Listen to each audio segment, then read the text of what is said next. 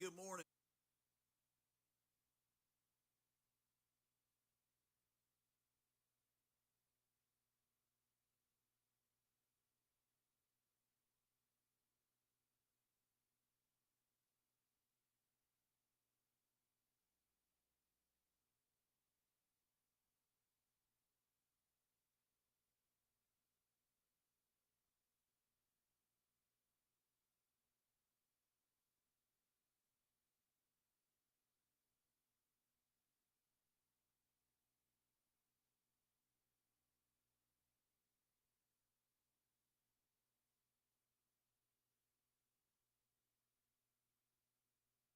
This is John Gruden, the old coach here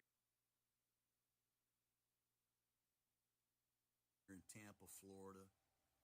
You know, if there's one thing that I know,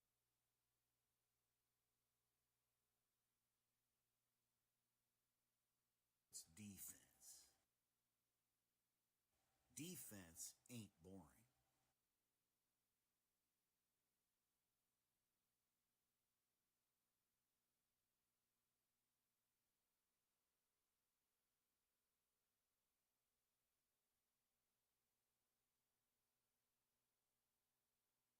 But defense trade shows? That's another story. Until now. It's time for Defense Game Day. Hot takes? Yep. Games? You got it. So follow Defense Game Day. It starts right now. Let's go.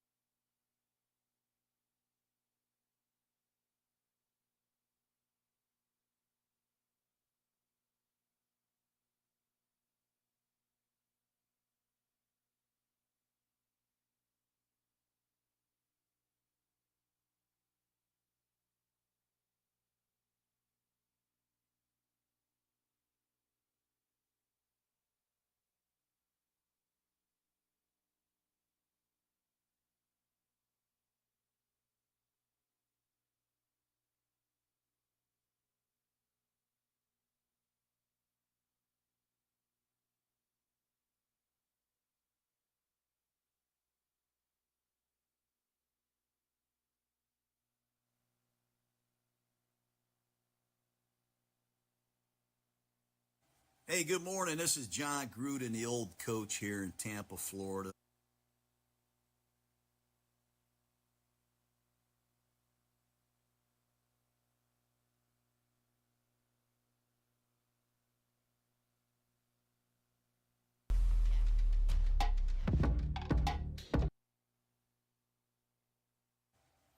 You know,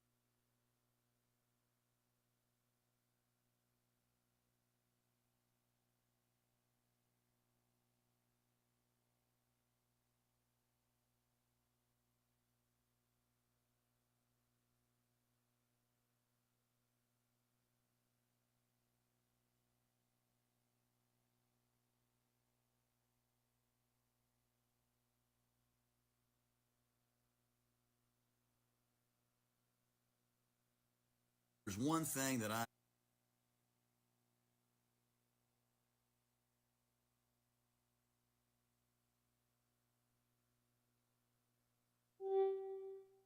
Testing, testing, testing, testing. Noah? Noah? Noah. Check, check, check, check. Is that the one One, on? two, 1, 2. Test, test, test. No. My No. words up here. It's Eric's fault. Eric Hans's fault. Even when you can see in the there's like 10 Nope. guys. Mic 5. Mic 5 is live. There's holes, Check, check. Like only 2 of 1 2 1 2. Mic 4. Mic 4 is Test, test, test. They're fixing the drills too. test test. Test, test, 1 test. 2 1 2. Mic 3 is live. Test, test. Hello. Hello. Hello. Mic 4. Test test. Test. Is this one on? Is this one on? Test. I don't hear. How's mic 4? How do I hear? Yeah, we're going to need louder than this. Hello? Yep. Well, the EW piece is also the piece people don't. Like, it's really hard to record on EW. Test, test. Like, there's no pictures. That's one of the things I want that we're working on right now. Visualization in our maps. Back to EW. Test, test. Okay, Nolan, you'll be with me. Make sure your camera's. We got to fix the Gruden stuff first.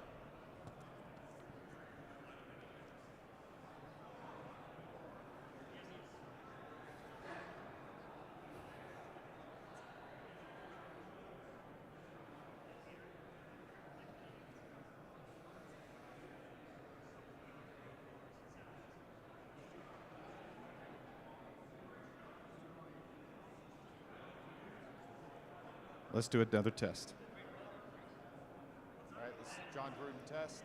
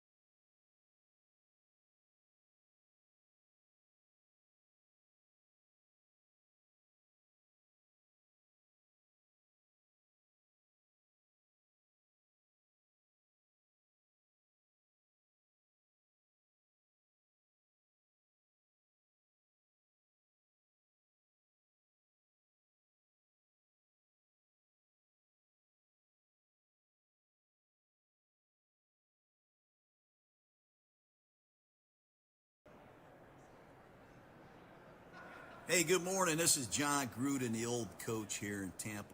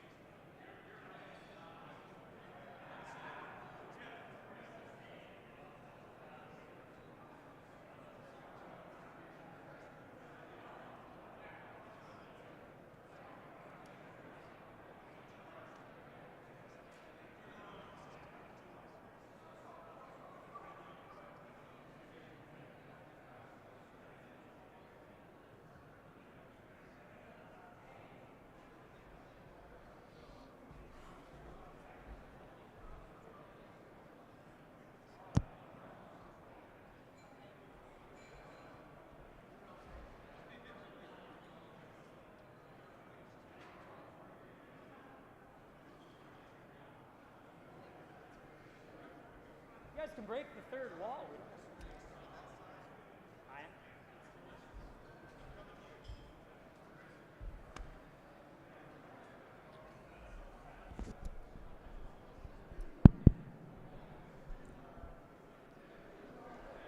All right, Nick. How's my hair? Thank you. Thank you. You got this? This is going to be ugly, Steve.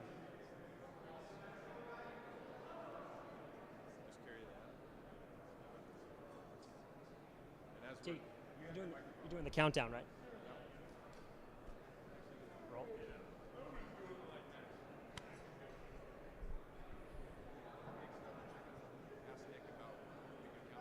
Nick, can we get a countdown? I know the anticipation is killing everybody. One moment. Nick's checking something.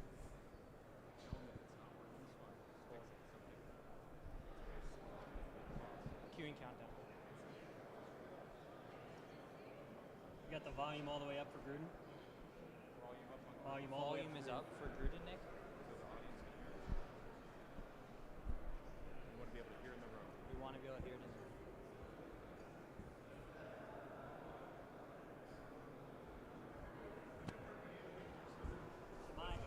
We won't do Gruden until after this second. Yep. Nick, Gruden comes after the first segment. Say anything before you come up. We're just gonna just come up, and I'm gonna be like David. I know you like to pre. Let's do this pre. I like it.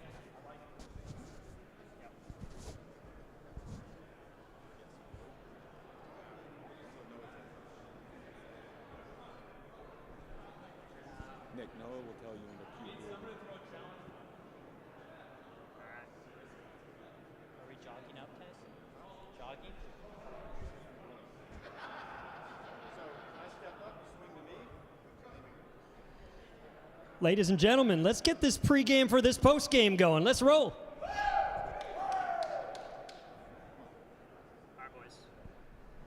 All right, boys, we got the pregame ritual. We had a little bit of an issue. Okay, I know you like a clear bowl for your pregame. We didn't have a clear bowl. All right, and I know you love a big bottle of Saratoga. Only Saratoga. We didn't have that at. We have muscle milk and Red Bull. Well, that's freaking perfect. Let's rip it. But I do have ice. Are you ready for this? That's an upgrade from what I expected. Let's All do right, it. here's your pregame Let's do ritual. it. Make sure you get that sound. That's beautiful. Yeah, there Yeah, that's nice. Here we go. You ready? Pop it. My poor face. Delicious.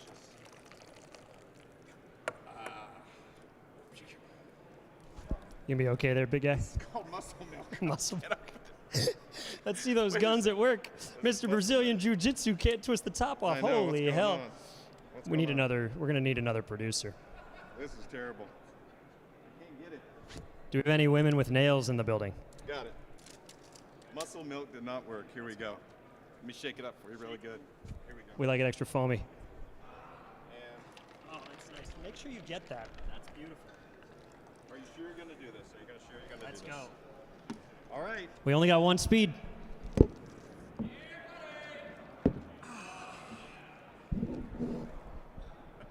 Roll the tape.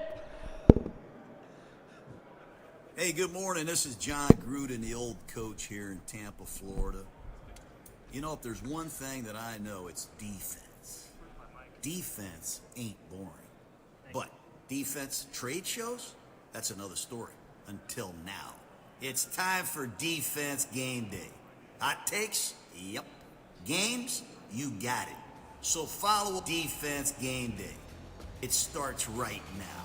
Let's go. Ladies and gentlemen, live from Apex Defense, welcome to Defense Game Day. I am your host, Noah Scheinbaum. We're kicking off the post-game show, and we're going to bring up the crew to do it. First up, ladies and gentlemen, at a stunning 6'10", from Rockport, Maine, that F-22 loving, lobster eating, Lockheed alum and founder of Prism, Matthew Hawkins.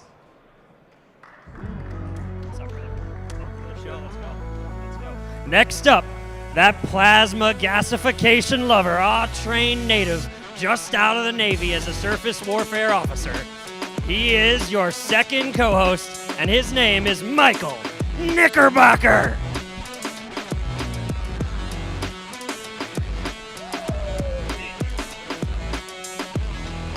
All right, boys.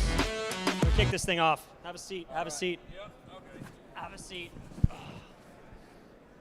All right. It's been quite a day here. Been quite a first day here at Apex Defense. We're gonna break it down. What is that? What is that? What is that we hear? What is that noise in the background? I Oh thought I my locked that goodness. up in my hotel room. I think, could it be? Oh boy, it's the boys from the Goat Rodeo. We got a Goat Rodeo takeover. Welcome to the stage, the Reveal Technology CEO and founder, Garrett Smith, joined by the VP of Government Affairs and Strategy, Simon Coon. Gentlemen, welcome to Defense Game Day. Unreal. I love taking over your events, Noah. This is good. Very excited.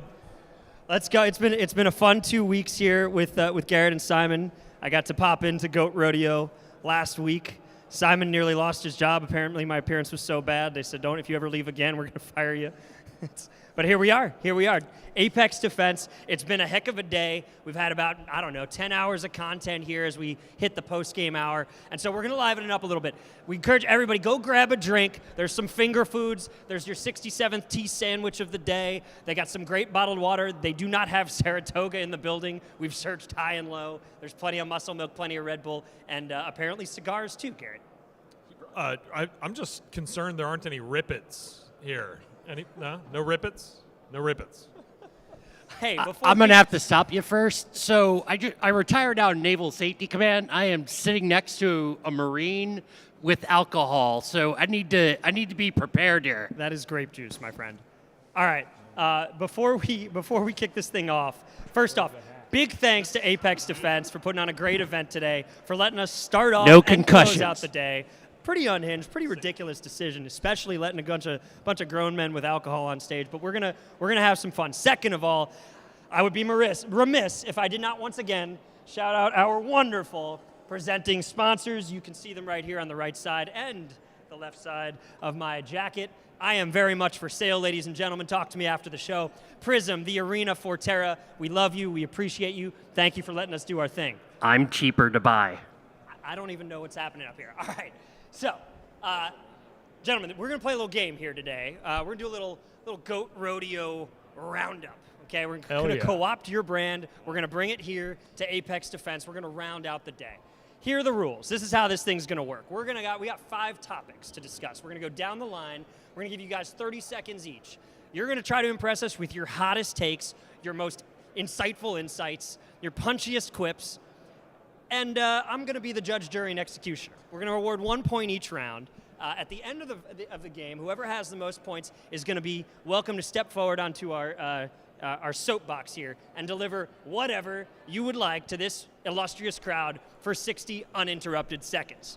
Speaking of interruptions, however, we do have a few. Over to my left. Wait, what? See what he did there? Over to my left, stage right, we have the challenge booth. Ladies and gentlemen, in the stands, as you approach your second, third, or fourth glass of whiskey, if you are so inclined to take on any of the takes from any of our co-hosts, you can approach the challenge booth, visit with Mr. Tennessee, grab that challenge flag, give that thing a whirl. You will have 15 seconds to rebut anything that a host has said, and the host will have 15 seconds to respond. Again, we will have a referee, we might mix this one up. We will have a referee, be judge, jury, and executioner. If you win, be careful, you might just have to take their place on stage. We encourage audience participation here at Defense Game Day. Something, Garrett? Was that? My seat is for sale. I will take bids starting at, $10. Are you selling your chair on stage or your seat atop Reveal Technology? Just to be clear. Negotiable. Everybody's got a number. Everybody's got a price. Does Everybody's he got a come number. with the chair? Everybody's got a price. All right, I think we're ready, guys. Let's hit it. Let's get ready for Goat Rodeo Roundup. Okay, to kick us off, 5 topics, 30 seconds each.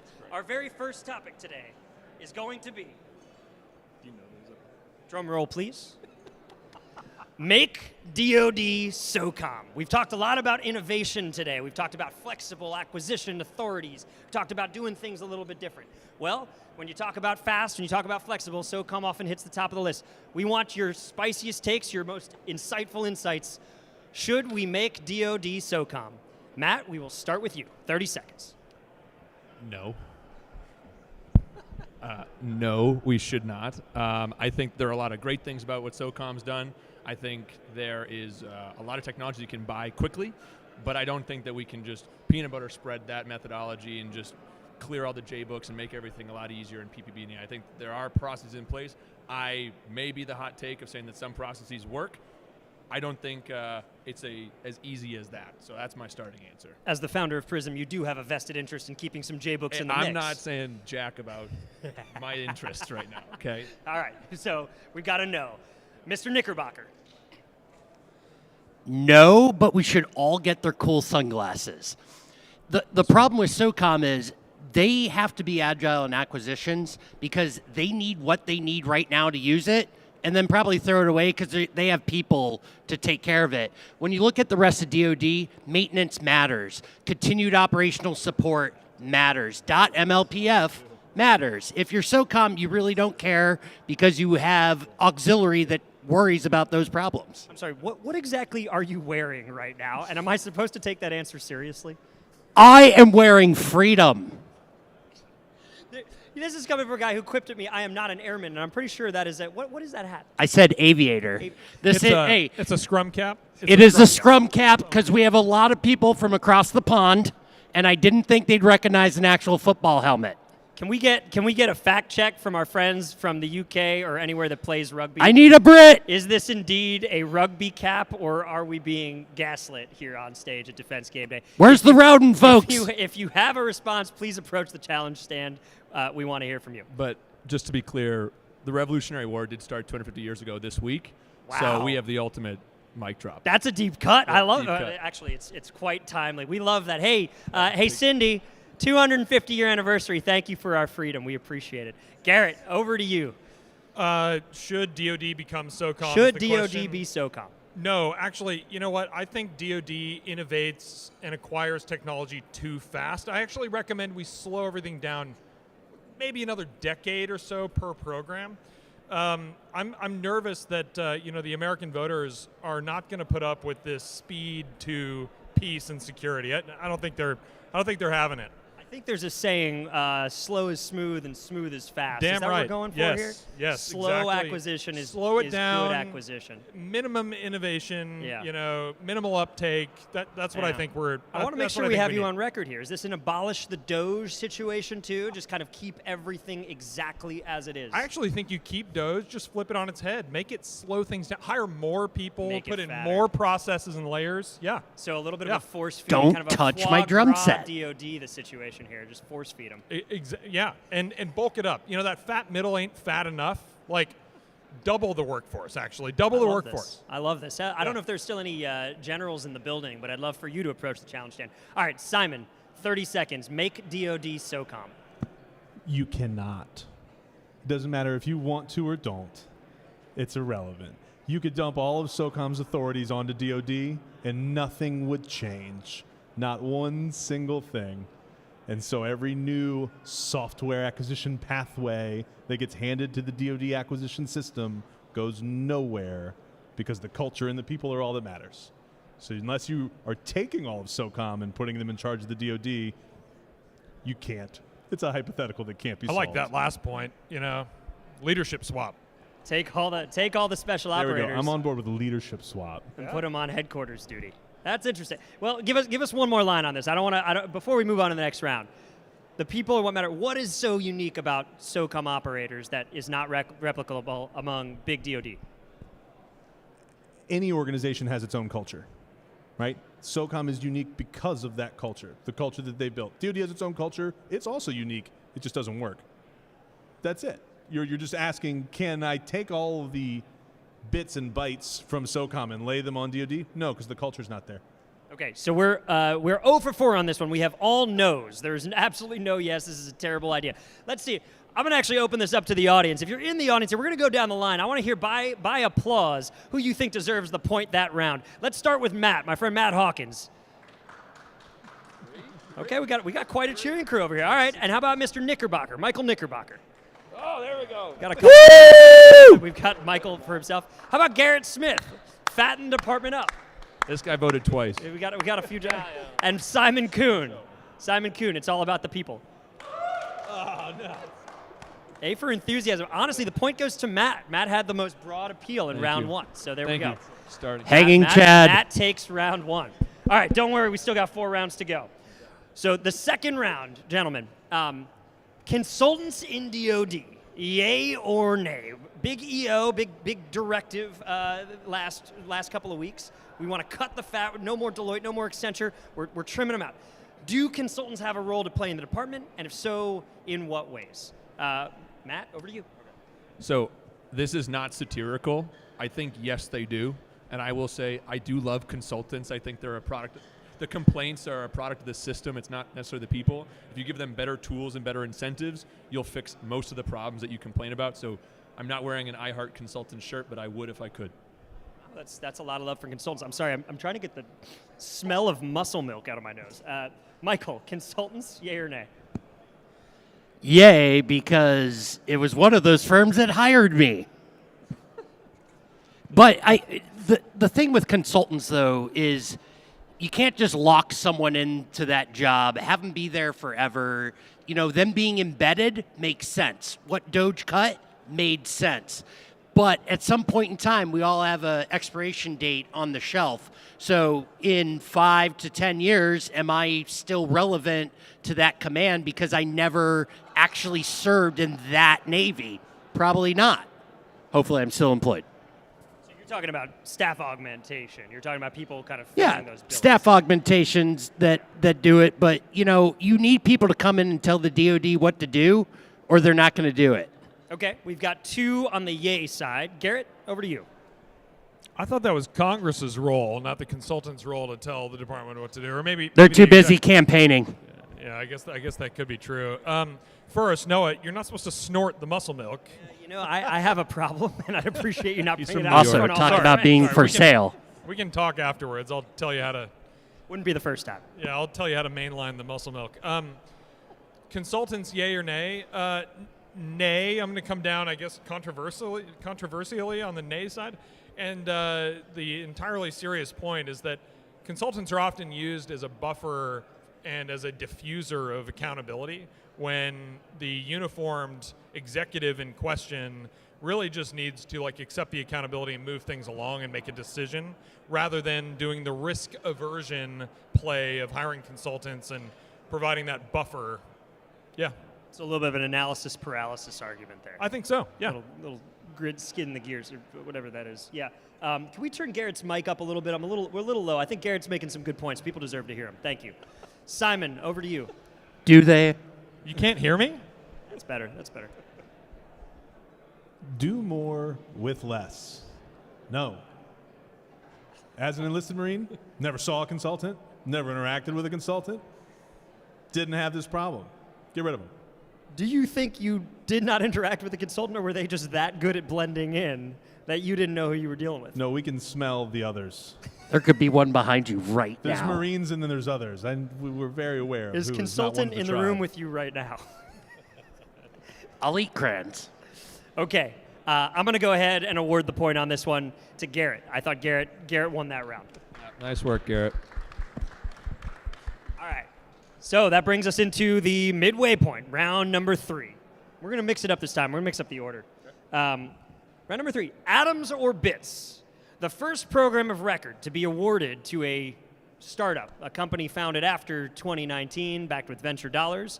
Will that be a software-defined program, or will it be a hardware-centric program?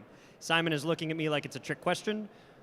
It may indeed be a trick question. Did we rewrite the rules to exclude Palantir? From Are they the not a answer to this question? venture-backed startup before 2019? Feel free to, well. Hot take, was that a hardware first program of record? All right. Order. Let's go ahead and start with Michael. Michael, you're first up. We're going to wrap around this time. We'll wrap around this way. 30 seconds for Michael. I feel like I'm being set up, but it's going to be software. Already might have happened. But regardless, when it comes to hardware selections, can't get out of our own way. Software, someone's going to push that through, and most of the knuckle draggers like myself aren't going to know to say no.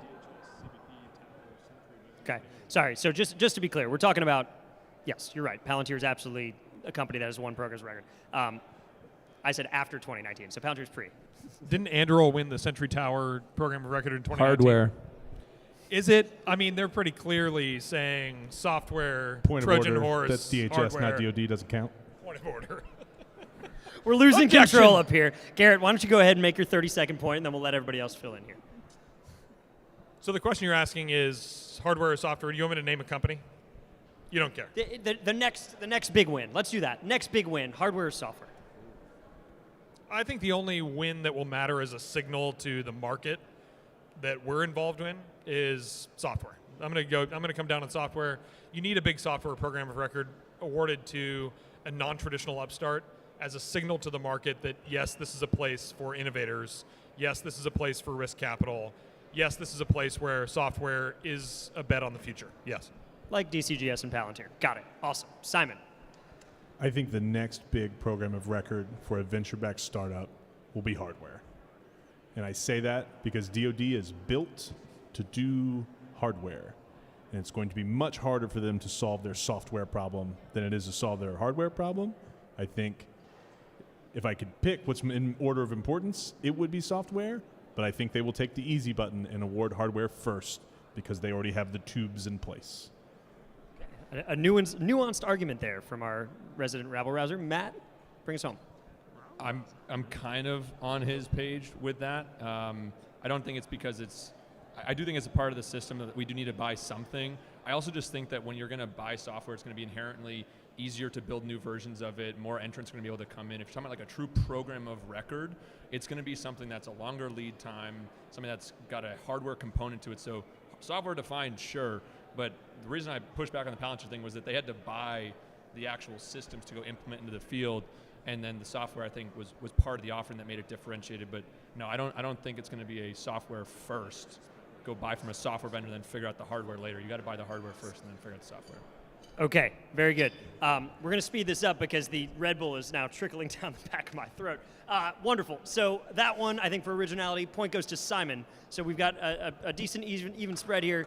Michael, we'll hope to see you on the board here within the next 2 rounds for your own sanity.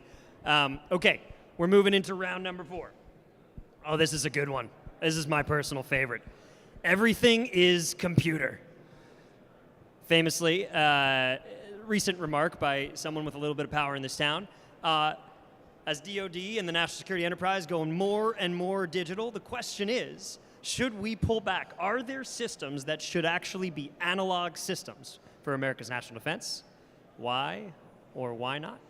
And we will start with Simon, since you won the last round. No. Unless you count guns. Boots. Yeah, where do guns Body armor. factor in Smoking here? boots. The analog system is the infantryman. It's the warfighter. That's the thing that keeps fighting, even when all your machines break. You couldn't replace it with a computer, despite what some think. So I'm not worried about it.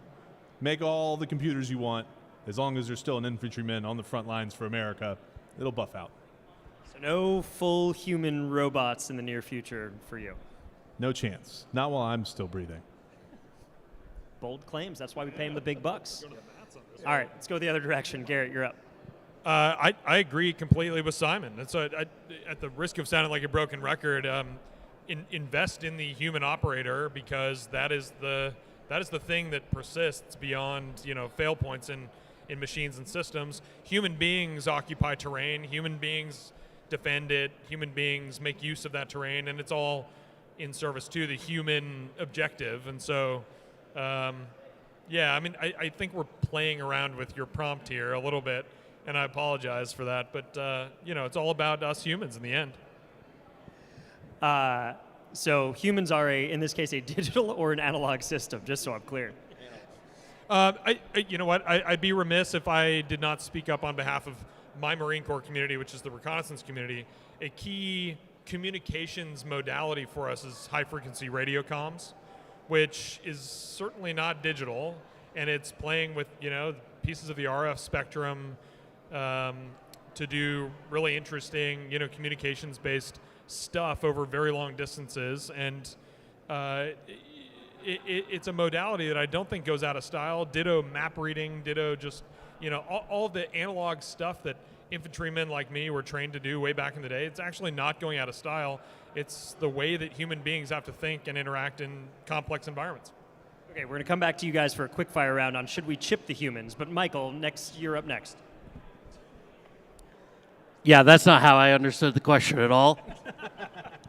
So when I was on Gerald R. Ford, we replaced the aircraft elevators with a digital interface that was a touchscreen. It didn't work for crap, can I say shit, in the rain. So we wound up going back to the old analog system. I had elevators that I couldn't get working because the computer took a dump. So why are my elevators ever going to be completely digital? At some point in time when I take battle damage, hydraulic, push button, make thing go up or go down, carry bomb, carry plane, carry marine with a gun. So bottom line, give us the bluff. No. Not everything can be digital. Everything is not computer. No. Okay. Yes or no? Unless the computer becomes analog. Matt, save us, please. No chance. I do think the largest threat to national security is the American mind, and how it's not, or how it's evolving today. And so I do think we need to invest in the human mind. They said it much more eloquently than me, but no, I do not think that everything should and will go digital.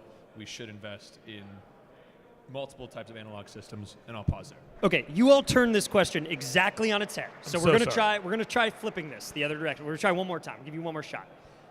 With more and more systems going digital, should we take any systems that have gone digital and bring them back to analog to protect the country? I think he answered that. Yes. That's correct. Michael's the only one who answered the question, therefore 1 point to Michael. Woo! I need a challenge flag. Okay, you could get a challenge flag, but nobody stepped up to the booth. Hey, friends, Don't out do in it, the audience, Nolan. Don't do it. This is your last chance. Here we are, final round, round 5. If you've now had your sufficient number of whiskeys, we invite you in here to watch. This is the deciding match. If you support any of the gentlemen on stage, Matt, Michael, Garrett, or Simon, this is going to be People's Choice Awards. So they need their cheering sections. Come on in here, or keep drinking your whiskey and ignore us. That's fine too. Gentlemen, round 5. Debt or equity. For startup founders in the space, and many of whom are here today, some of us are listening to us, most of them are not. Debt or equity, how should you think about capitalizing your startup to get the money you need to run the business that you are building? We have 2 of you on stage who lead companies today, another 2 of you who advise and are involved with companies. Big question. Let's start with last round's winner, Michael. I am totally unqualified to answer this question. Agree. In any way, shape, or form. Michael, I'm 5'5" and 145 soaking wet. I should not be on stage talking about defense, but here we are. Have you not met most of the Air Force? Like, nerds can push buttons And that Napoleon. can take out enemies. Mike, the shoes alone give you the authority to answer any question. Go for it. The shoes have gotten so much love today. The Let's leopard get another print close-up on these loafers shoes. Let's do it again. say, take debt. We're back on the show. Yeah, these things, I'm telling you, this is what's Defense Game Day is going to be known for Michael Knickerbocker's leopard print shoes. I think it's actual leopard skin too. Those are rare. Some would say he's wanted in a few African nations for illegal poaching, but we neither here nor there. So Or for the scrum cap. What was your, it could be that your too. answer? I want to get the White Fox quadcopter with the 50 cal. Go get me some new shoes Someone and was a just belt. pitching this demo today, the quadcopter with a hunting rifle. Anyway, okay. So your answer is debt always? Just take lever up? Spoken like a true member of the United States government. Yeah, right? I'm just going to keep printing money. I'm a startup, right? That's how it works. Lever up cowboy. All right, here we go. Matt, let's come to you next. We're mixing this one up. I think I would start with equity. I think a key caveat here is that if you're going to build in this space, you do need to have a foundational founder market fit. You can't just walk into this space and figure it out. Whatever kind of money you take, you're not going to be successful if you don't know this market from the start or work with people who do. But I would lean towards equity at the early stages. For personal company, what's the... No, independent of the fact that we started bootstrap, then venture, we haven't gone debt. I think debt is great for scaling once you have a prototype that you actually have execution ability on. Yeah. But when you're still figuring it out and it may take 6 months to hear back from the government on something, you don't want to be paying interest payments during that time. So early stage venture. Good answer. Cool. Why don't we move to Simon next? I think you take venture capital if your idea doesn't suck. Because if you believe in your idea, then you're going to grow and everybody's going to eat. And if you don't believe in your idea, then stay home. Short, sweet, and to the point. Hard to argue. Can I just tell you how smooth my skin is feeling from that muscle milk? I don't know if anybody out there has You're ever... not supposed to rub it on your face either. Honestly, it's fantastic. Okay, Garrett, you have the last word on this round. Cash is king.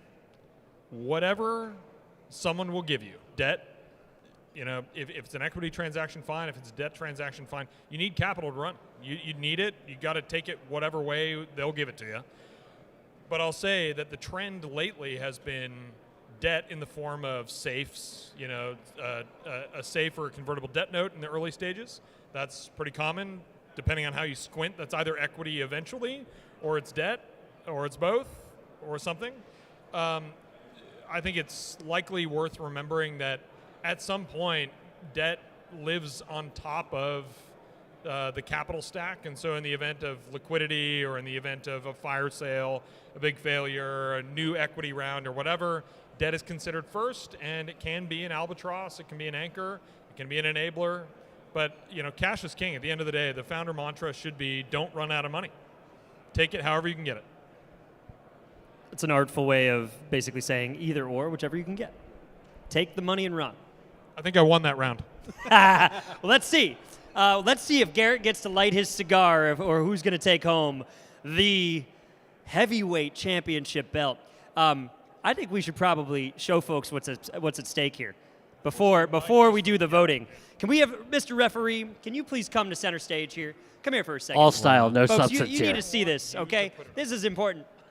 This is what's at stake here. This is the Defense Game Day Heavyweight Championship belt. We're not playing for games here. We're not playing for shits and giggles. This is the real deal.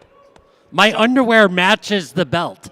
We don't need to know that. So here's what we do need to know. We need to know who you all think won that last round, debt or equity for early stage founders.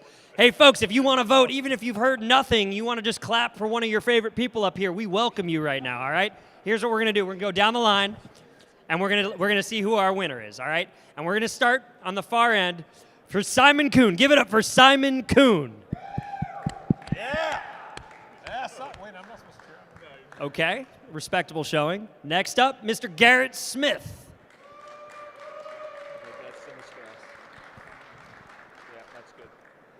Mr. Michael Knickerbocker. Much like high school, I have no friends here. And finally, Mr. Matt Hawkins. I think Garrett takes it. Ladies and gentlemen, now stepping onto the soapbox for his 60-second soliloquy, the inaugural winner of Defense Game Day's Rodeo Roundup, Garrett Smith. Yeah, nice work. Oh, God. He was going to do it anyways. Come on, brother. Where do I stand? Congratulations. First of all, you have enough things in your hands. Wonderful. Do I have to watch this? Everybody else can leave the stage. Get out of here, Garrett his losers. 60 seconds. Garrett, here's of- your 60 of seconds of one- fame. Oh, this is fantastic. Here's what we're going to do. I'm going to hold this microphone for you, sir. I'm leaving. Oh, no, I'm not. Everyone, please clear the stage. We'll give Garrett 60 seconds. Scoreboard, 60 seconds on the clock for Mr. Garrett Smith. I got it. We're good. Ever since I was a young boy, I dreamed of this moment where I would mount the stage, Noah Scheinbaum to my right, Simon Kuhn to my left, Matt and Mike, my co-hosts and competitors, to my right and left.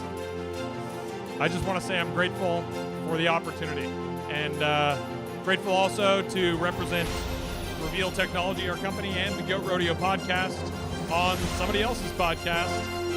And I think that might be all I've got. I think I gave some snarky answers. Hopefully it wasn't too spicy, and I kept profanity to a limited minimum. And I'll just say that you're lucky I didn't light this cigar.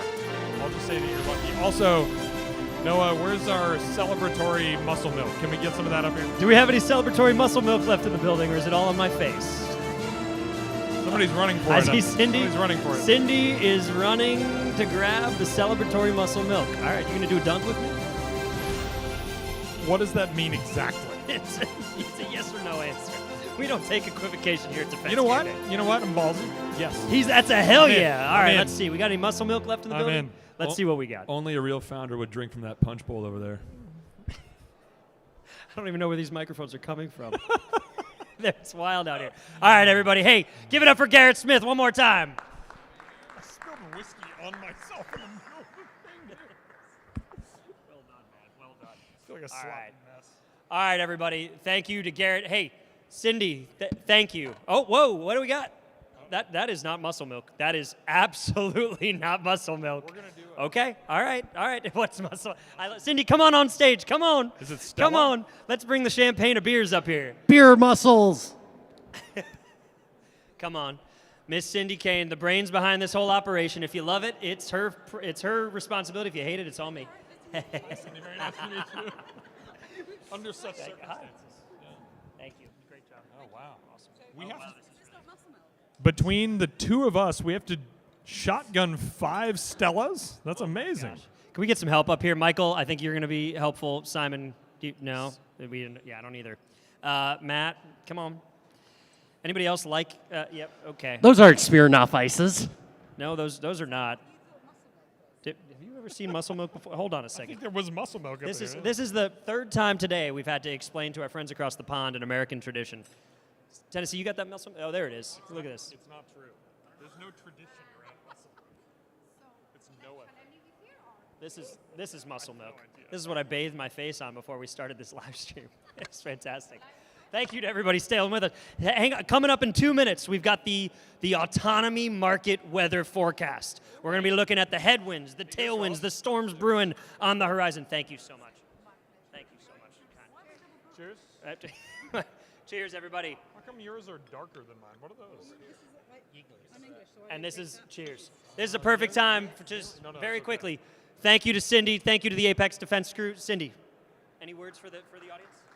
Thank you for attending. See you tomorrow. Not quite yet. We're not going anywhere just yet. But all right. Everybody off stage. We're Thanks, going to Noah. turn it over. Thanks for playing. Thanks for tuning in. We now coming up the very first autonomy weather forecast with very own weatherman. It turns out you know this guy, Mr. Michael Knickerbocker. Team, let's get the forecast. Can you confirm that is a rugby scrum cap? You're supposed to be our Brit. I was asking for one. See? Confirmed. I knew what I was talking about for once. All right, so I am Mike Knickerbocker, and I'm going to do the weather. Hold my beer. All right, so what I see happening over the next 6 months is what are the headwinds going to be? And right now, with a big shift in DoD structure and leadership, we have not quite gotten to where it's settled out. So that continued policy uncertainty is going to slow down innovation over the next 2 to 3 months, and then we'll reevaluate in the summertime. And transition timelines are going to continue to push things. Even though we say we want to act fast, the ability to actually make that is going to continue to slow things down. But what are the things that are going to push us forward? Well, first off, the administration is dead set on taking the FAR and trimming it down to the legally required minimum. It is going to be key to push forward as we get a lot of the policy and bureaucracy out of the way and just focus on war fighting and getting the right equipment into people's hands. And venture capital, a big theme of what's been going on here, aside from my stupid answer about debt, is the fact that things are going to come when they're funded. And in order to get them funded by the government, they're going to have to be funded for development. And right now, venture capital is all in on freedom. They're all in on inventors and bringing the weapons to the warfighter. So, where are storms brewing? Now, I look at it two ways.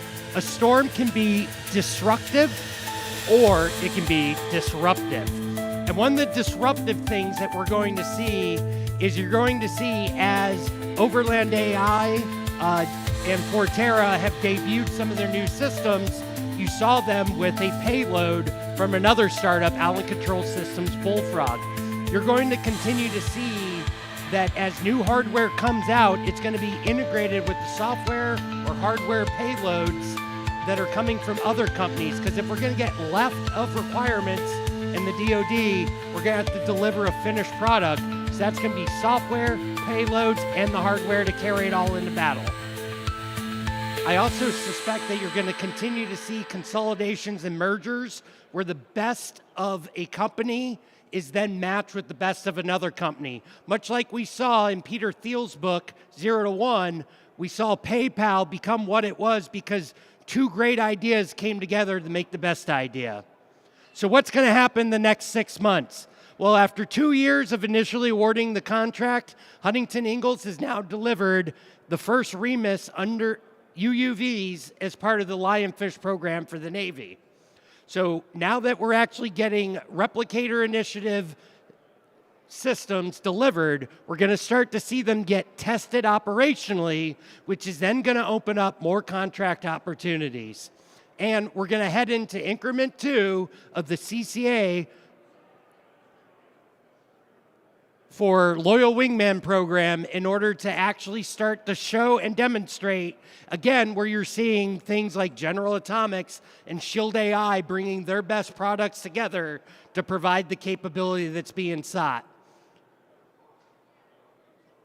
And then now that the Navy's talked about fighting from the operational center and the operational level of war, you're going to continue to see an increase on C2 and the importance of being able to control vastly distributed and high quantities of autonomous vehicles. I actually think that is going to be the center of gravity that has to occur before we actually see the floodgates open for the acquisition of autonomous systems. Because if I don't have the systems to actually field them, why am I going to buy them by the thousands? That's your Autonomy Weather Report. I'm Mike Knickerbocker. Stay right there. I'm coming for you, brother. All right. Let's give it up for Michael Knickerbocker. How about that? The weatherman. That was well done, man. Thank you. Thank you. So, question for you. It seems like we have, and we can grab a seat here while we're getting set up for our power rankings, which is what's up next. There are new companies hopping into this space on almost I think it's a daily, if not certainly a weekly basis right now. Across air, land, maritime. So, you just kind of laid out headwinds, tailwinds, what's coming up. Why do you think so many companies are hopping in right now? What is so attractive about this market versus all the others? Because I feel some of the founders and inventors think that's an easy score. Hey, we're going to be buying these by the thousands. I can be part of that. But I think the reality we're going to see is we're going to pick winners and losers. There's going to be down selects. And I think you see a lot of these companies that are coming in late because they're seeing all the momentum behind the Andurils and the Shield AIs. I think a lot of the companies that are now getting a jump are actually probably never going to get a fair shot at it because they haven't gotten inserted with the appropriators in Congress. There's already people leading that pack. They haven't built those relationships with the program offices. So you think the perception may be off a little bit? It may seem easier than it really is. This is not dog patch ham. This is the government. There is a finite limit at some point. Hey, well, you know what? That's a perfect segue because what we're going to do next is break down some of the players in this space. In the autonomy market, we're going to look at air and maritime autonomy. And we're going to do it in a special way, in a new defense game day manner. We're going to do autonomy power rankings. Those start right now. Ladies and gentlemen, please welcome to the stage our contestants for the our analysts for Autonomy Power Rankings.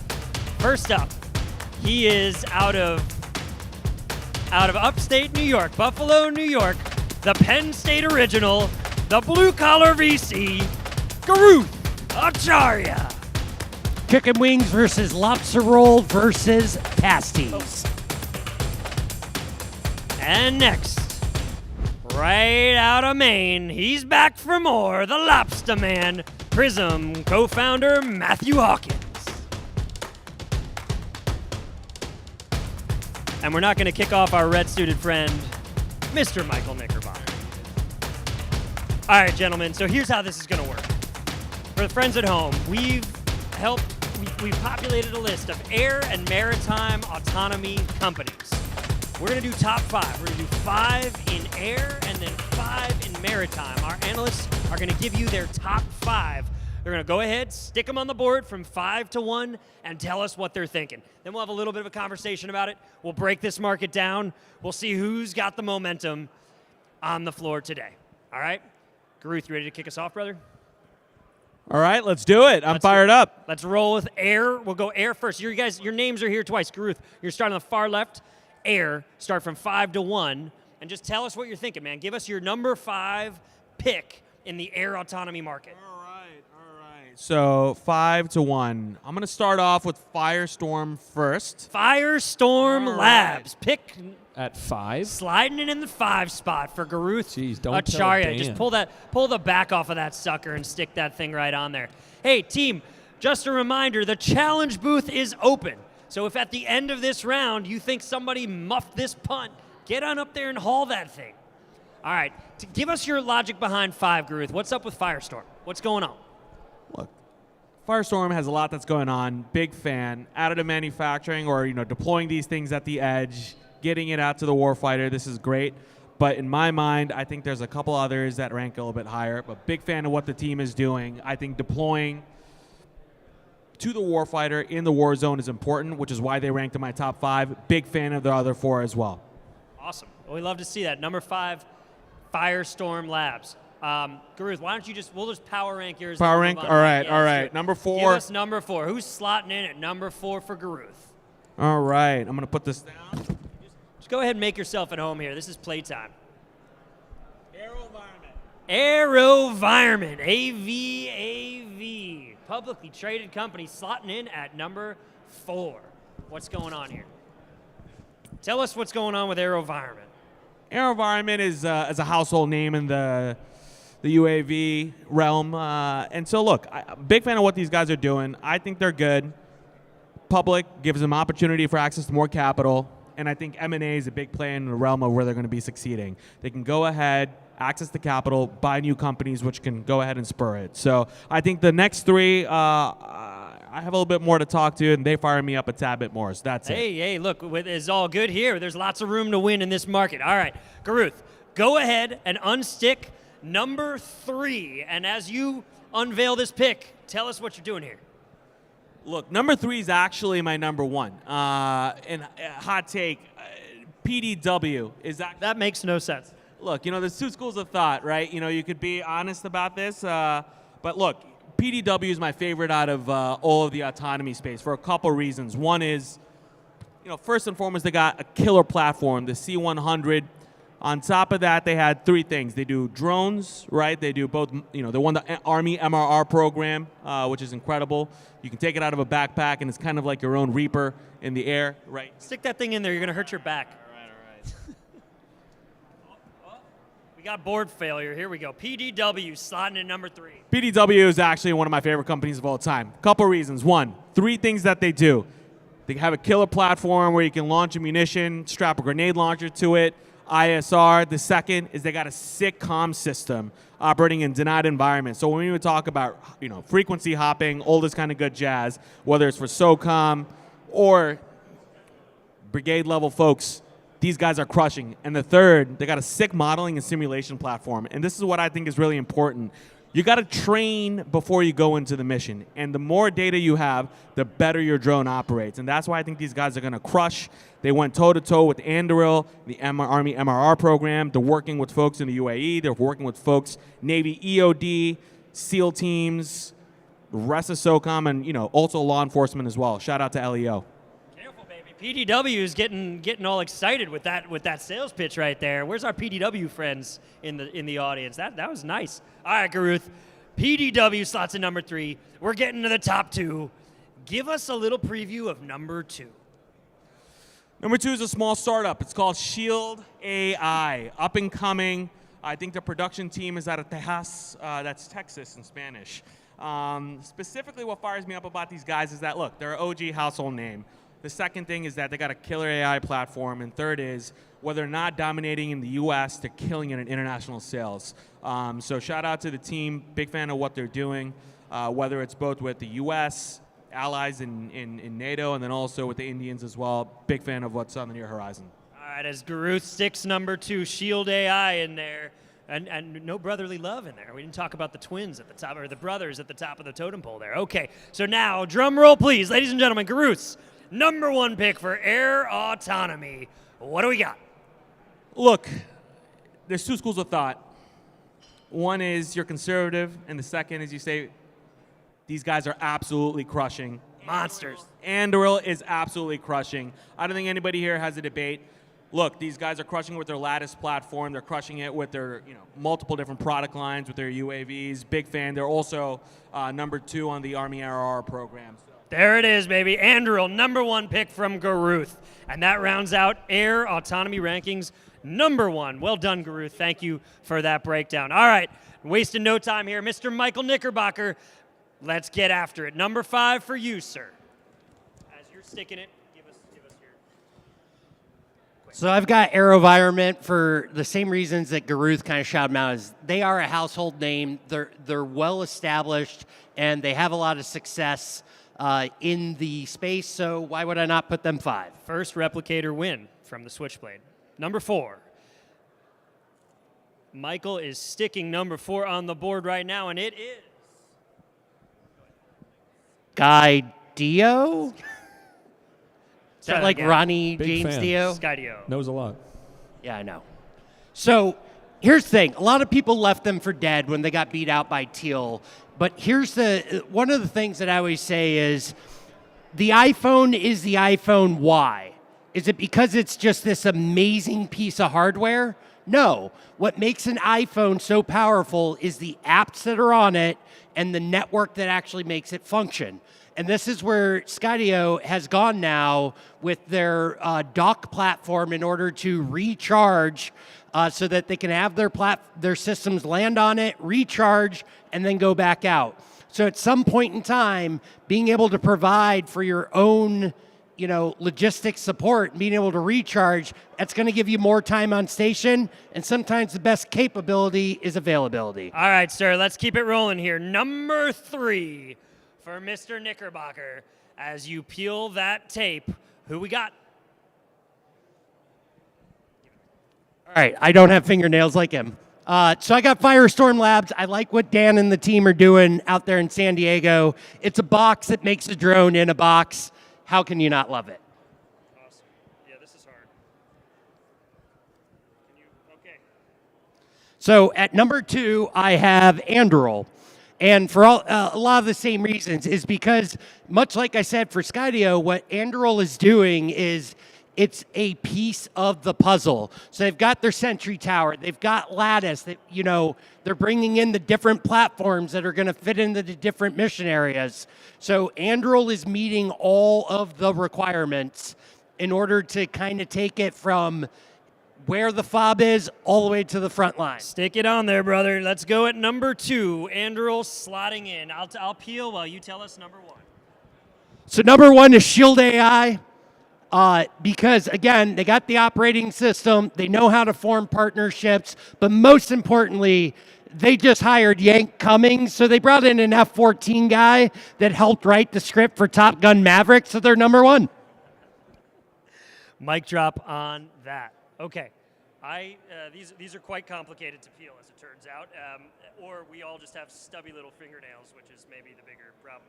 All right, I'm excited to round us out here. We heard a lot of ideas. We heard a lot of qualitative, and now we're bringing up the founder of one of the big quantitative platforms in the space, Mr. Matt Hawkins. Let's get your top 5.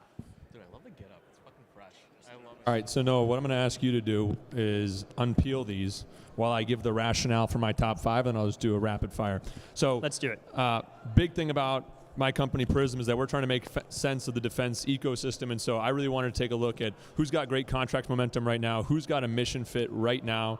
Obviously, Anduril and Shield are two of the biggest names. They've got great contracts, but I didn't want to just make my ranking based on who's got the most money, but really who's got the most velocity, and I'm not even a VC to say that. So I think that's a pretty smart one, Garuth. Quote me on that. So my first one, my number 5, actually going down the list is going to be Shield AI. So I'm putting them down at the list, not because there's other companies we looked at. They're definitely in my top 5. As Mike said, their operating system, HiveMind, is incredible. It's a great way to build out programs of record. But I think that there's other companies on the list that I want to call out more. But still, Shield AI is one of the best American companies out there today. So shout out to that team. Leave that there. All right, next up, number 4 for me, Boston company. That's not why I'm picking them. Merlin Labs. I really like their dual use play. So they have a lot of really solid contracts. Most recently being an over $100 million contract with SOCOM. That's actually an OTA talking about just this week. We saw a lot of momentum around that type of contracting vehicle. They're moving it. They're showing folks how it's done with both the hardware and software play. Merlin Labs, number 4. Number 3, shout out to the San Diego fam at Firestorm Labs. Love what these guys are doing, mostly from a product perspective. They really think about the end-to-end user experience of the operator. They're also building for the future fight while also still sustaining the current one. So shout out to Dan and the team at Firestorm.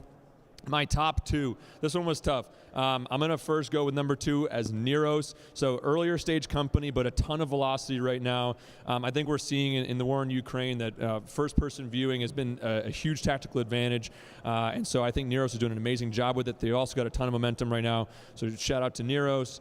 And then last but not least, to round it out, my number 1 is Skydio. And I think this is motivated by more of a global perspective that the world does need a better competitor to DJI. And I think it needs to be an American company. And so what Skydio is doing for both commercial and the government market is incredible. They got a great product, as Mike talked about, with their docking system. They're my number 1 company. Those are my 5. There it is. All right, gentlemen. That is a power ranking right there. So for the folks in the audience here, there's a lot of similar names on here. You see Skydio on 2 of the 3. You see Shield AI on 3 of the 3. We see Anduril on 2 of the 3. Firestorm Labs on 3 of the 3. We have a challenge flag. Ladies and gentlemen, our first challenge of the afternoon. Sir, what's your name and what's your challenge? My name's Joe. My challenge is, Anduril makes it on 2 of the lists, but not the 3rd. What kept Anduril off of your list? Is that a challenge or a question? Anduril should be on your list. Why is it not? Okay, so the challenge was to me that I didn't pick Anduril, and Joe from the audience wanted to pick a fight over that. Here's the thing. I'm talking about power rankings. I think they have an amazing product. They have an amazing team at Anduril. But when I'm talking about like who's next and where would I put my money right now, where would I invest? Anduril's doing an amazing job. They're building out their own ecosystem. But if we're talking about deterring, the future fight, we need to have a more robust industrial base. We need to have a broader diversity of capabilities. And so with the 5 that I had to pick, it was tough. No offense to Anduril, they'd definitely be maybe top 7. But that's why I didn't pick them. What just 2 things on that. Love your inclusion of Neros on there with JD Vance taking a photo with them. I think I saw that on Twitter. So shout out to the White House PR team for their support of the industrial base and defense tech. And that is Vice President JD Vance. Yeah. We're not on first name basis yet, but VP Vance. There you go. Very cool. Okay, so we have a challenge. We have a rebuttal. What do you think, team? I'm not changing it. Not changing it. What do we think? I'm sticking with mine. How did Matt do on his rebuttal? We think up, yay or nay? Look, I think it's a poetic answer, and I like it. He was John Kerry on the campaign trail. He did whatever he could to straddle the fence there and not actually harden up his stance. So I'm going to give it to the challenger. You got more waffles than a Mike, house you better of put your helmet back on there, buddy. pancakes. Okay, so it's 1-1. I'm the tiebreaker vote. I thought he defended himself well. We'll let Matt keep his seat. Let's go. All right. Gentlemen, so that rounds out our air autonomy power rankings. Nice job with these. We had a little bit of, we have a little bit of spice in here, a little PDW, a little Neros, but a lot of consistency. AeroVironment, Firestorm, Shield, pretty much on every list. I think we see there's some kind of clustering at the top, and a lot of game left to play. A lot can change in the next 6 to 12 months. All right, with that, let's move into maybe even the hotter autonomy market right now. This one's on fire. Maritime autonomy. Every time I look on the internet, there is a new maritime autonomy company popping up. There is news. There is attention. We heard about it here at Apex today. Mike, come on up here and give us your top 5 maritime autonomy companies. So my number 5, much like Garuth, is actually my number 1. Bold. And Challenge. So Blue the challenge pack is going to be coming back. Blue Water Autonomy is being led by a SWO. And it's being led by a guy who spent more than a year in Ukraine, in Austin Gray.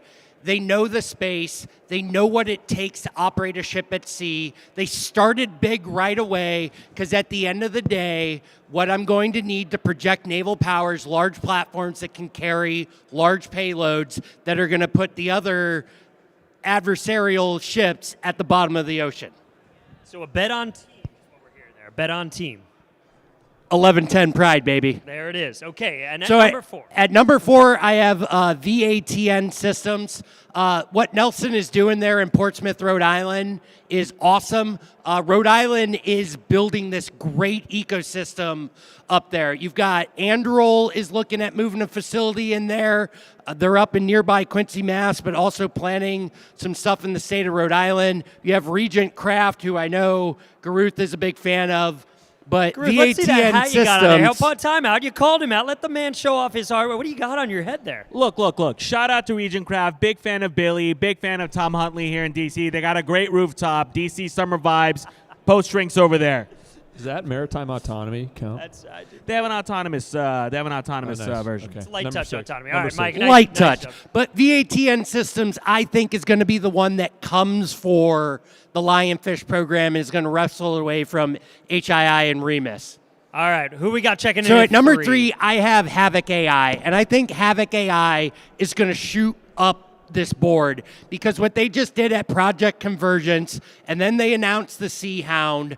They're going to bigger. I wasn't necessarily a believer at first, but after seeing what they've actually done at Silent Swarm and going to Project Convergence, they're not just about flashy videos. They're about putting boats in the water and executing live missions. I don't know if our buddy Brad Harrison is still in the audience here, but you spent a lot of time with Brad today. That Havoc is He's on an airplane. Is running up the charts. They have a SWO on the founding team, and they have an EA6B guy that's the CEO that's going to understand how to do distributed electronic Folks, warfare. if you haven't figured this out yet, there is a way to buy Michael's heart and vote, and it has 3 letters, SWO. Okay, sir, who we got at number 2? So at number 2, another team that I know pretty well, and I love the team and the leadership, and I think that they are showing that they understand the space, despite being a bunch of very nice, handsome special operators. It's Saronic. So Dino and the team there are now unveiling more craft. They've understood that they need to get big with Marauder at over 100 feet, and that they're also going in the in-between and moving quickly past just Spyglass and Cutlass. So you're going to need multiple platforms in order to perform the missions that are going to be needed at sea in the blue water. And last, but absolutely not least, in fact, the opposite, who's checking in at number 1? So I guess I'm coming off as an Anduril fanboy, but here's what gave them number 1 to me, was actually their unveiling at Sierra in Space with the deployable underwater acoustic sensors for seabed sentry. Because again, when I talk that you have to have all those things to make the iPhone great, Anduril's gone out and has deployable sensors that can then connect with their UUVs. They're working on their USV with an established prime.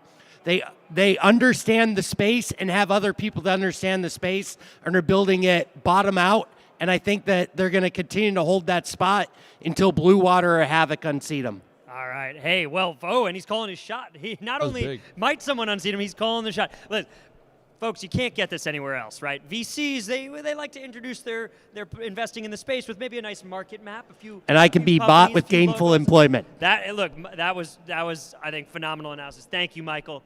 Let's go ahead, Garuth. Hop on up here. Let's get your top 5. Let's see that market map. All right. Coming Sorry, in that hot wasn't with a my shot market at you, map. brother. No. Don't forget I'm a blue collar VC. Never forget Blue-collar it. VC. Never forget it. Shout out VC Brags. I'm forklift certified. All right. He went First to the one, we're Big gonna Ten, go not Stanford, so he's blue collar all the way. 100%. I'm a Central Pennsylvania boy. Big pen guy. First one we're going to go with is Vatten. Big fan of Nelson Mills. I think the leadership over there is incredible. Love the grit, love their ability to deploy pretty fast and iterate on product. The second, or number 4, we're going to go in with the Region Craft alumni, Havoc AI. Big fan of what they're doing in the realm of autonomy and maritime. I think attritable systems, being able to go deep, fast, ready to ride. Havoc AI does that. Riding the Rhode Island Absolutely. ecosystem. Absolutely. Hammer Rhode Island. Long Rhode Island. All right. There's a reason Taylor Swift loves Rhode Island. Clam cakes are all. Big That's autonomy number 4. fan. All right. Checking in at number 3. Who we got at number 3? Number 3, we're going to go with a small up-and-coming startup, Sail Drone on the West Coast. Big fan of what they're doing, backed by some big dogs on the cap table as well. Shout out to the venture folk. But let's show them some love. I think they were OG in the maritime space. They've been historically, backed by some of the big players within the IC and within the Navy, if I remember correctly. Incredible in what they're doing. Fascinating founder story there, too. Richard's a pretty interesting guy, setting the speed record for foil ships or something like that. So coming in with number 2, I think I stand along with Mike. Big fan of Saronic. Dino is a great guy on top of being a blue-collar Wharton grad with his MBA. He was a former SEAL, but really the Tier 1 guy on their team, no shade against the Tier 1s, is John Morgan. We used to work together at a small up-and-coming space company called SpaceX, and he was my production supervisor. So we used to be building composite interstages together. Best collection of jaw lines in the industry, too. Yeah, no, and beautiful. He also looks great in a seersucker suit. I think the trick for Garuth, to be blue-collared or Garuth, you just can't go to Yale or Harvard. Is pretty much Look, I'm a state school guy. Let's keep it kosher. Last one is Anduril. Look, these guys, I think, are doing a couple things. One is they got immense amounts of capital. Number 2, they're leveraging the geopolitical tailwinds with AUKUS. I don't know how much about the Brits, but the Aussies are coming in hard, and the relationship between us and them is very close, and Anduril is definitely riding on those tides, and they have an incredible bench of engineers, and I think Anduril is going to stay on top, at least for the foreseeable future, but close second to Saronic. Who's not on this list, shout out Region Craft, big fan of Billy, Tom Huntley, and the rest of the team. Keep crushing. All right. Thank you, Garuth. So we've got Anduril and Saronic in the top 1 and 2 spots for 2 of our 3 analysts. Mr. Hawkins, will we go 3 for 3? No. Let's see. Oh, you don't spoil it. You don't give away the show. Everybody's going to tune off the live stream. Stick around, folks. I promise. There's some good surprises at the end. All right, Matt. Take us away. Who we got at 5? All right. So my power rankings, just like the last time, are going to be informed by the velocity of these companies right now, not just their, capability set or their current contract size alone, right? Anduril's crushing it. Anduril's not even going to be on this list, not because I don't like them, but because there's other companies I want to shout out. The first one, if you want to go toe-to-toe on autonomous sail drones, Ocean Arrow, I'm taking over Sail Drone, all right? I think that key thing here, this is a multi-domain platform, so independent of the contracts, the fact that this thing can go above water and below water, just cool stuff. Provocative, I like it. Yeah, all right. So we like Michael Clark, also a SWO, knows what he's doing. Yeah. Big SWO energy. Okay, so Ocean Arrow, number 5. Number 4, Saronic. I am going to put them on the list. I do really like the way they've been going to market, right? They're on a really strong OTA right now, about $23 million awarded so far, so they've got capital. They've been using that to leverage into larger venture investments to keep scaling their company. Love what they're doing. Number 3, I think I have Blue Water Autonomy. I had it number 2. So Vatten and Bedrock, yes, my number 3. probably off everybody's radar is Bedrock Systems. This is Bedrock Ocean Experimentation. The reason why I think deep sea exploration and deep sea ISR is going to be a huge thing in the next decade. This company has an attritable system, very commercially developed, really strong momentum with a company that I think is going to bode well in the DoD's focus on commercial technology. That's number 3. Number 2 is Blue Water Autonomy, so another Boston company. I do love what Austin and his team are doing, not because it's been getting a lot of energy and because they have a founding team, but what I really love is that they're so focused on a new type of capability set that's going to have a lot of dual use opportunities. So love the momentum that they have right now. Number 1, Vauten Systems out and around. Love what Nelson's doing with his team. This is a really well-run company that was patient with its capital. They didn't take too much of a round to begin with. They built a great product. That's why they're my number 1, especially because of how much they can scale across, not just the services, but the commercial market as well. So that's my top 5. Shout out. Thank you, Matt. Awesome. Well, yeah, and if you want to catch, Matt actually had a great conversation with Austin Gray last week, I believe. Blue Water Autonomy. Vatten Systems on here a few times. Nelson Mills will be here tomorrow on, I believe, on the Inside Stage. And Blue Water Autonomy had a craft in the water doing testing before they came out of stealth. So they know what they're talking about. They're not just a PowerPoint slide. Love to hear it. All right, gentlemen. This concludes our very first, but certainly not the last, Defense Game Day Power Rankings. Keep an eye on this thing. We're going to keep this updated because, as we know, this market changes fast. Contract wins make change. Will move people around. It's pretty cool. Let's close on this, guys. These are some heavy hitters. A lot of folks in this audience may have heard of many of these names, if not all of these names. Some. Give us a dark horse autonomy company. Maybe one that we didn't talk about today. Maybe one that's just coming out of stealth. Maybe the one that maybe you're on the cap table. Maybe not, Garuth. For others, someone you're looking at longingly from afar and kind of getting excited. I'll give you a few seconds here, filibuster, so you can think about this. I didn't tell them they were going to get a dark horse question. So we keep things we keep it a little spicy here on Defense Game Day. Michael's ready now. Kick us off. So, in the airspace, but they're also maritime, is Levanta Tech and Kelly Eccles. So they have their prototype for the Halia, which is a wing and ground effect float and fly drone. They started working on things around the same time that Regent caught a bunch of eyes. They're working on a similar technology, but keeping it at a much smaller scale, except they still have something with a large enough footprint to carry a meaningful payload and be able to loiter for 6 months at a time. But he's an older guy and a former lawyer and not a Stanford undergrad, so I don't think he's getting the hype train behind him. But mark my words, if you get in on Levanta Tech and Kelly Eccles, great founding team, they're going places. Not investment advice, but we love a little bit of conviction in our takes. Thank you, Mr. Nick. Clearly, I don't know anything about investing. You should see my portfolio. Just give all the caveats apply. All right. Garuth, who you got for us? I'm going to go a little spicy. I'm going to go with Chris Amidon at Amidon Heavy Industries. I'm a big fan of what they're doing. They're playing in the autonomy space, but for maritime, not so much for air. I think air is a little spicy at the moment. I'm going to go mostly focus on maritime right now, given I think that's where the domain is in my expertise. So shout out to Chris and Amidon. Based on an El Segundo, the Mafia is strong. Yeah, the Segundo Mafia. We're going to do a whole segment on El Segundo. That's coming up. All right, Mr. Hawkins, finish us off. All right, this might be my hottest take. Hottest take. We got the fire alert. Fire emojis. Fired up. My dark horse in autonomy, Lockheed Martin. Whoa. Right? Because whoa. Here's the thing. Sound the alarm. We got any Lockheed people in the building? Yeah. Any Lockheed Martin reps in the building? You just got shouted out from Defense Game Day at the startup stage. We got an early stage panel of founders. Lockheed Martin. Okay. You're also an alum. There's a little bias. I'm an alum, but here's the thing. Let's hear it. They just NGAD, right? That's publicly known. They are trying to what's their next play, right? They didn't get CCA either. They're trying to figure out the next play. This company is known for innovation. Everybody's sleeping on them because they're paying attention to what A16Z and all those companies are investing in. But this is a crown jewel of America. They're going to come up with something. So that's my dark horse. Don't sleep on the primes. Don't sleep on Lockheed. It's still a great American company. It's going to do some cool stuff. Mic drop. You know what? Would love to see it. Gentlemen, fantastic. Yeah, well done. Can we get a round of applause? That's a pretty nice round of power rankings. We like the dark horse. We like some spicy takes. There's a good mix of insight and a little bit of stirring the pot. Thank you guys. All right, gentlemen. I want to thank everybody here.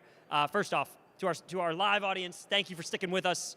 We've had a start and stop day. We did pregame, postgame. Guess what? We will be back right here on this stage tomorrow morning, 7:45 a.m. Eastern. We'll be live, bringing you everything you need to know to get ready for the day. We got 1 or 2 fun games as well. We have a little King of the Hill, a little acronym Jeopardy, maybe even a fantasy draft. Some of the same players we heard about today on the Fantasy Power Rankings, we're going to rank some of those players, see how people might draft their starting 5. I want to go ahead and shout out one more time, Apex Defense, thank you for making this happen. And to all of our partners, to Forterra, to the Arena, and to not last but certainly not least, my friend Matt at Prism. Thank you for making this happen. We're excited to be here. We're just getting started. We will see you tomorrow. Thanks for tuning in.